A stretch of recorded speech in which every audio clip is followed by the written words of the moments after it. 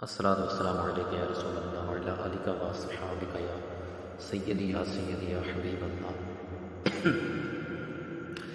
امیر المؤمنین حضرت سیدنا عثمان غنی رضی اللہ تعالی عنہ جب کسی کی قبر پر تشریف لاتے تو اس قدر آنسو بہاتے، اس قدر روتے کہ آپ رضی اللہ تعالی عنہ کی داڑھی مبارک تار ہو جاتی۔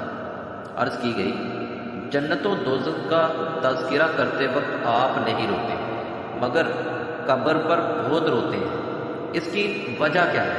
فرمایا میں نے نبی اکرم نور مجسم شاہ بنی آدم علیہ السلام سے سنا ہے آخرت کی سب سے پہلی منزل قبر ہے، اگر قبر والے نے اس سے نجات پائی تو بعد کا معاملہ اس سے آسان ہے، اور اگر اس سے نجات نہ پائی تو بعد کا معاملہ زیادہ سخت ہے۔